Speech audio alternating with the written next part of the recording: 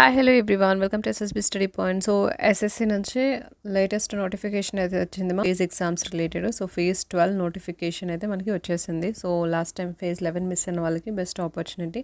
So ఒకసారి డీటెయిల్గా మనం చెక్ చేసుకుందాం. మ్యాక్సిమం ఐడియా ఉంటుందో. సో ఫేజ్ ఎగ్జామ్స్ మనకి ఆల్ ఇండియా వైడ్ ఉంటుంది. డిఫరెంట్ పోస్టులు ఉంటాయి. దీంట్లో కొన్ని ఎక్స్పీరియన్స్ అడుగుతారు, కొన్ని దానికి నాన్ ఎక్స్పీరియన్సే ఉంటుందన్నమాట.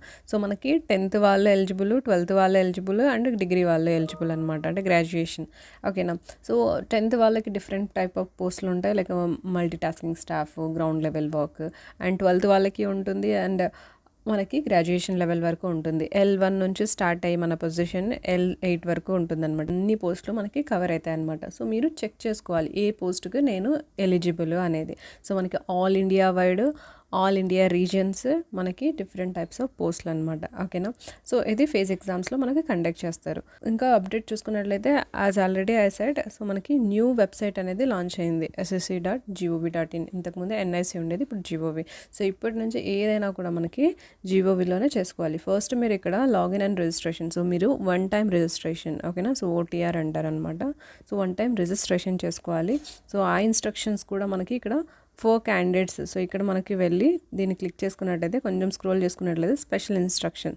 సో స్పెషల్ ఇన్స్ట్రక్షన్ మనం చూసుకున్నట్లయితే ఇక్కడ ఎలా ఫిల్ చేయాలి ఏంటి అనేది మనకి ఇచ్చారనమాట. సో దాన్ని చెక్ చేసి మీరు ఓన్గా అయినా మీరు ఫిల్ చేసుకోవచ్చు. లేదు అంటే మీరు నెట్ సెంటర్ దగ్గర కూడా మీరు వెళ్ళి మీరు 1 టైం రిజిస్ట్రేషన్ చేసుకోవాలి. సో ఆఫ్టర్ దాట్ ఓన్లీ మనకి అప్లై చేసుకోవాలన్నమాట. సో ఇక్కడ వెబ్సైట్లో ఏవి రావమా, ఏది వచ్చినా కూడా ఇంకా న్యూ వెబ్సైట్లోనే మనకు వస్తాయన్నమాట. ఓకేనా. ఇక్కడ మనం చూసుకున్నట్లయితే సో మనకి 26th ఫిబ్రవరి మనకి నోటీస్ అయితే రిలీజ్ చేసింది, ఫేజ్ 12 2024 సెలక్షన్ పోస్ట్ అనమాట. ఈచ్ అండ్ ఎవ్రీథింగ్ మనం డీటెయిల్గా చెక్ చేసుకుందాం. 18th మార్చ్ వరకు మనకి టైం ఉందన్నమాట అప్లై చేసుకోవడానికి, ఆల్మోస్ట్ మనకి 20 డేస్. సో ఫస్ట్ మీరు హరిగా మీరు అప్లై చేయకండి మా. ఫస్ట్ మీరు 1 టైం రిజిస్ట్రేషన్ చేసుకోండి. అప్లై చేసే ముందు మీరు ఒకసారి ఎవరైనా ఫస్ట్ టైం చూస్తూ ఉంటే అసలు ఏంటి ఫేజ్ ఎగ్జామ్స్ మీరు అనలైజ్ చేయండి, ఎలా జరుగుతుంది ఎగ్జామ్ ప్యాటర్న్ ఏంటి, అసలు సెలక్షన్ ప్రొసీజర్ ఏంటి, ఇవన్నీ మీరు చెక్ చేసుకోవాలి. సో మనకి ఫేజ్ ఎగ్జామ్స్ మనం చూసుకున్నట్లయితే ఫస్ట్ మనకి Tier 1 ఎగ్జామ్ జరుగుతుంది అనమాట. సో Tier 1 ఎగ్జామ్ తర్వాత ఎవరైతే కట్ ఆఫ్కి రీచ్ అయి ఉంటారో, ఓకేనా, సో వాళ్ళకి స్కిల్ టెస్ట్ కొన్ని పోస్టులకు ఉంటుంది, కొన్ని పోస్టులకి డైరెక్ట్గా డాక్యుమెంట్స్ సెండ్ చేయండి అని అంటారు. సో వన్స్ డాక్యుమెంట్ వాళ్ళు ఆన్లైన్లో లేదా ఆఫ్లైన్లో వాళ్ళు సెండ్ చేసిన తర్వాత, వాళ్ళు రిసీవ్ అయిన తర్వాత వాళ్ళు చెక్ చేసి తర్వాత మీరు ఎలిజిబులా కాదా అనేది వాళ్ళు లిస్ట్ రిలీజ్ చేస్తారు, selection list and rejection list. ఇప్పుడు అదే జరుగుతుంది. ఫేజ్ 11 ఎవరైతే రాశారో సో వాళ్ళకి ఒక్కొక్క రీజియన్, అంటే ఒక్కొక్క పోస్ట్ ఆ డిపార్ట్మెంట్ వాళ్ళు రిలీజ్ చేస్తున్నారు అనమాట. మీరు సెలెక్ట్ అయ్యారు, మీరు రిజెక్ట్ అయ్యారు, రిజెక్ట్ అయితే రీజన్సే. సో ఒకవేళ ఈ రీజన్ కరెక్ట్ కాదంటే మరి వాళ్ళకి అప్రోచ్ అయ్యి, సో ఇదంతా ఇప్పుడు జరుగుతుంది. ఫీజ్ 11 ఆల్రెడీ కొన్ని డిపార్ట్మెంట్స్ పోస్టింగ్ జాయినింగ్ డేట్స్ కూడా ఇచ్చేసాయన్నమాట. ఓకేనా. సో ఇక్కడ మనకి ఆఫ్టర్ డాక్యుమెంట్ వెరిఫికేషన్ వాళ్ళు మనకి రిలీజ్ చేస్తారు selection and rejection. So after selection తర్వాత ఒక 1 month లోపల మనకి జాయినింగ్ లెటర్ అవన్నీ ఇచ్చేసి మనకి వస్తుందన్నమాట. సో ప్రాక్టికల్ చూసుకున్నట్లయితే మనకి ఒక Tier 1 ఎగ్జామ్, కాంపిటీషన్ కూడా తక్కువగా ఉంటుంది, కానీ కొన్ని పోస్టులకి ఎక్స్పీరియన్స్ అడుగుతారు, కొన్ని పోస్టులకి అడగారు. సో ఆ పోస్టులు ఏదైతే అడిగారో మనము అవి చెక్ చేసుకోవాలి. ఒకవేళ ఎక్స్పీరియన్స్ ఉన్న వాళ్ళైతే డెఫినెట్లీ వాళ్ళు అప్లై చేసి ఈజీగా వాళ్ళు క్రాక్ చేయొచ్చు అనమాట. ఎగ్జామ్ అంతా హార్డ్గా ఏమి ఉండదు మనకి as compare to CHSL or CGL. ఓకేనా. సో ఇక్కడ మనం కొంచెం స్క్రోల్ చేసుకున్నట్టయితే మనకి 18కి మనకి క్లోజ్ అవుతుంది. తర్వాత మనకి ఏదైనా కరెక్షన్, ఒకవేళ బై మిస్టేక్గా మనం నేమో ఏదైనా స్పెల్లింగ్ మిస్టేక్ చేస్తుంటే మనకి కరెక్షన్ విండో కూడా ఓపెన్ చేస్తారు ఈ డేట్స్లో, ఒక 2 days. అప్పుడు మనం కరెక్ట్ చేసుకోవచ్చు అనమాట. Date of computer so 6th or 8th May. So 6th నుంచి 8th, so 6th, 7th, 8th 3 days జరుగుతుంది అనమాట ఎగ్జామ్. మేలో మనం చూసుకున్నట్లయితే మార్చి, ఏప్రిల్, మే. సో మే కూడా కన్సిడర్ చేసుకోవచ్చు. మార్చ్, ఏప్రిల్ 6 days మాత్రమే టైం ఉందేమో. ఆల్రెడీ ప్రిపరేషన్ ఉన్న వాళ్ళకు ఇది ఎనఫ్ టైము. ఎవ్రీ డే మీరు 5 to 6 hours మీరు స్టడీ మీద కాన్సన్ట్రేట్ చేశారనుకోండి, డెఫినెట్లీ క్రాక్ చేస్తారు. కట్ ఆఫ్ కూడా చాలా తక్కువగా ఉంటుంది. కావాలంటే చెక్ చేసుకోండి. Phase 11 reason wise and post wise. ఓకేనా.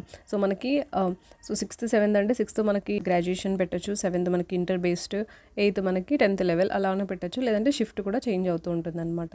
ఓకేనా. అండ్ నెక్స్ట్ మనం చూసుకున్నట్లయితే ఇది హెల్ప్ లైన్ నెంబర్ ఇచ్చారు, ఏదైనా మనకి అప్లికేషన్ ఫిల్ చేసేటప్పుడు ఏదన్నా అంటే, ఎందుకంటే ఇప్పుడు న్యూ వెబ్సైట్ కదా, అందుకే ఇది అడిషనల్గా యాడ్ చేశారు ఇప్పుడు. సో ఇది వాళ్ళు లిఫ్ట్ చేస్తారో లేదో తెలీదు, మనమే చెక్ చేసుకోవాలి. అండ్ నెక్స్ట్ స్క్రోల్ చేసుకున్నట్లయితే సో ఉమెన్ క్యాండిడేట్స్కి ఎంకరేజ్ చేస్తారనమాట. సో అప్లై చేయండి, అన్నట్టు. స్క్రోల్ చేసి చూసుకున్నట్లయితే సో ఇక్కడ మనకి ఈచ్ పోస్ట్ యొక్క డీటెయిల్స్ తెలుసుకోవాలంటే క్యాండిడేట్ డాష్బోర్డ్లో లేటెస్ట్ నోటిఫికేషన్లో సో ఇక్కడ మనకి post details, so each post యొక్క డీటెయిల్స్ అంటే మనకి ఆ పోస్ట్లో ఏ రీజియన్లో ఎక్కడ ఇనిషియల్ వర్క్ అండ్ ఎక్స్పీరియన్స్ ఎంత ఉండాలి, ఎడ్యుకేషన్ క్వాలిఫికేషన్ అన్నీ మెన్షన్ చేసి ఉంటారనమాట. సో ఇది మనకి నావిగేషన్ ఇచ్చారు. సో దీన్ని చెక్ చేసుకొని దీన్ని ఫాలో అయ్యి మనం ఒక్కొక్క పోస్ట్ మనం చూడొచ్చు. సో మనం డిస్కస్ చేద్దామా నెక్స్ట్ క్లాస్లో ఏ దానికి పోస్ట్ ఎక్స్పీరియన్స్ లేని పోస్టులు ఏవేవి, సో దానికి ఎవరెవరు ఎలిజిబుల్ అనేది నెక్స్ట్ సెషన్స్లో మనం చూద్దాము. ఓకేనా. అండ్ నెక్స్ట్ మనం ఇక్కడ స్క్రోల్ చేసి చెక్ చేసుకున్నట్టయితే certificates so certificates, fee, age relaxation, reservation ఇదంతా మనకి ఏది మనకి క్రూషియల్ డేట్ వీళ్ళు ఇచ్చారు అంటే అప్లికేషన్ క్లోజింగ్ డేటే అనమాట. సో ఇక్కడ చూసుకున్నట్లయితే ఇదే. ఓకేనా. So 18 March 2020. దీనికి ముందే మనకి ఏదైనా ఎస్సీ ఎస్టీ కానీ ఓబీసీ కానీ ఏజ్ రిలాక్సేషన్ కానీ what ever the certification required. ఓకేనా. సో ఇది దీనికంటే ముందే ఉండాలి, దీని తర్వాత ఉంటే వాళ్ళు యాక్సెప్ట్ చేయరనమాట. సో అది మీరు చెక్ చేసుకోండి. అండ్ నెక్స్ట్ చూసుకున్నట్లయితే ఈడబ్ల్యూఎస్ సర్టిఫికేషన్ కూడా అదే క్రూషియల్ డేట్. అండ్ ఇక్కడ మనకి సో ఎవ్రీథింగ్కి ఇదే మార్చ్ 18 మనకి క్రూషియల్ డేట్స్ ఇచ్చారనమాట. Very important. దానివల్ల కూడా రిజెక్షన్స్ చాలా జరిగే ఛాన్సెస్ ఉన్నాయన్నమాట. అండ్ నెక్స్ట్ కొంచెం చూసుకున్నట్టయితే ఇక్కడ మనకి ఏజ్ లిమిట్. ఓకేనా. సో అక్కడ సర్టిఫికేట్ దానిలోకి మనకి 18 మార్చ్ ఇచ్చింటే ఇక్కడ మనకి ఏజ్ లిమిట్ 1/1/24 January 1st 2024 మాత్రమే ఇచ్చారనమాట. సో January 1st మనకి ఇక్కడ పోస్టులు ఎలా అంటే 18 to 32 వరకు కూడా వేరీ అవుతాయి అనమాట. పోస్టుని బట్టి మనకి ఉంటుంది. ఎంటీఎస్ అంటే మనకి 18 to 25, 27 వరకు ఉంటుంది. మరి గ్రాడ్యుయేషన్ పోస్టులకు అప్ టు 32 వరకు కూడా ఉంటుంది అనమాట ఏజ్. సో ఇక్కడ మనం చూసుకున్నట్టయితే so for the post 18 to 25 years ఏదైతే ఎలిజిబుల్ పోస్టులు ఉన్నాయో సో వాళ్ళకి దీనికన్నా ఎర్లీగా దీని తర్వాత ఉన్న డేట్ ఆఫ్ బర్త్ యాక్సెప్ట్ చేయరనమాట. ఇది మీరు ఏజ్ క్యాలిక్యులేటర్లో మీరు చెక్ చేసుకోండి. మీరు కరెక్ట్ 25 వస్తున్నారా, 25+ వస్తున్నారా అన్నట్టయితే ఒకవేళ 25+ వచ్చి మీరు ఓబీసీ అలా అయితే మీరు ఏజ్ రిలాక్సేషన్ పెట్టి మీరు అప్లై చేసుకోవచ్చు అనమాట. సో ఇవన్నీ చెక్ చేసుకోండి. ఆ డేట్ ఆఫ్ బర్త్ ప్రూఫ్ ఏంటి అంటే వాళ్ళు మెయిన్ ఎస్ఎస్సీని ఏది చూసుకున్నా మనకి 10th క్లాస్ సర్టిఫికేటే మ్యాండేటరీ అనమాట. సో దాంట్లో ఏ డేట్ ఆఫ్ బర్త్ ఉంటే అదే మనకి కన్సిడర్ చేస్తారు. కొన్ని మిస్టేక్స్ కూడా ఉంటాయి, బట్ మనం ఏం చేయలేము. సో దాంట్లో ఒకసారి వచ్చేసిందంటే ఇంకా అదే మనకి ఫైనలైజ్ అయిపోతుంది. రిలాక్సేషన్ కూడా ఇచ్చారు యాజ్ పర్ సెంట్రల్ డిపార్ట్మెంట్ ప్రకారం అప్లై చేయాలి అన్నారు. సో ఆ క్యాండిడేట్స్ మనకి న్యూ వెబ్సైట్లో వెళ్ళి అప్లై చేయాలన్నమాట. సో లాస్ట్ డేట్ మనకి ఇది ఇచ్చారు. అండ్ మనకి ఇక్కడ మోర్ దాన్ 1 పోస్టులు కూడా ఎలిజిబుల్ అయ్యే చాలామంది ఉంటారనమాట. సో మీరు ఒకవేళ 3 పోస్టులకి ఎలిజిబుల్ అనుకోండి 3 అప్లికేషన్ ఫామ్స్ సబ్మిట్ చేయాలన్నమాట. ఓకేనా. అండ్ నెక్స్ట్ చూసుకున్నట్టయితే మనకి ఇక్కడ application fee. So application fee 100 rupees. But ఇది women candidates and candidates who belongs to SC ST disabilities ఉన్న వాళ్ళు, ఎక్స్ సర్వీస్ మ్యాన్స్, సో వీళ్ళు not eligible. Only general and OBC అబ్బాయిలు మాత్రమే ఎలిజిబుల్ అనమాట. అప్లికేషన్ ఫీ 100 రూపీస్ పే చేయాలి apply చేయాలి అంటే. ఒకవేళ మీరు జనరల్ ఒక అబ్బాయి 5 వేకెన్సీస్ ఉన్నాయి డిఫరెంట్ రీజన్స్లో, సో దానికన్నీ ఎలిజిబుల్ అంటే వాళ్ళు 5 times అప్లై చేయాలన్నమాట. 500 అవుతుంది. ఓకేనా. సో ఫీజు మనకి ఆన్లైన్, సో ఈ ప్రాసెస్ ద్వారా మనం ఫీ అనేది పే చేయొచ్చు. చూసుకున్నట్టయితే ఇక్కడ మనకి సెంటర్స్, సో ఏ సెంటర్స్లో ఎగ్జామ్ జరుగుతుంది అంటే మనకి నియర్ బై సెంటర్సే ఉంటుంది మా. అండ్ ఇక్కడ మనం కొంచెం స్క్రోల్ చేసి చూసుకున్నట్లయితే మన సౌతర్న్ సైడ్స్ ఇక్కడ చూడండి. So Hyderabad, Kurnool, so southern reason ఇది కదా, ఆంధ్రప్రదేశ్, ఏపీ, పుదుచ్చేరి, తెలంగాణ, తమిళనాడు. సో ఇది మనకి ఉంటాయన్నమాట స్టేట్స్. సో ఇవి లొకేషన్స్. ఇక్కడ మనం చెక్ చేసుకోవాలి మన లొకేషన్కి ఏది నియర్ బైనో అదే సెంటర్ చేస్తే మ్యాక్సిమం అదే వచ్చే ఛాన్సెస్ ఉంది. 99% అవే వస్తాయన్నమాట. మనకి ఏది ఫస్ట్ సెంటర్ ప్రిఫర్ ఇస్తామో అదే వచ్చేస్తుంది. మోస్ట్ ఇంపార్టెంట్ థింగ్ మనకి scheme of examination. So as usually మనకి ఇక్కడ చూసుకున్నట్లయితే సో 4 different సబ్జెక్ట్స్ వెళ్ళి ప్రిఫర్ చేస్తారనమాట. రీజనింగ్ ఉంటుంది 25 questions 50 marks, జనరల్ అవేర్నెస్ అంటే కరెంట్ అఫైర్స్ వస్తుంది, జీకే, జిఎస్, హిస్టరీ, జియోగ్రఫీ అన్నీ వస్తాయన్నమాట. So 25, 50 marks. అండ్ మ్యాథమెటిక్స్ మనకి 25, 50 marks. అండ్ ఇంగ్లీష్ లాంగ్వేజ్ ఉంటుంది మనకి బేసిక్ నాలెడ్జ్.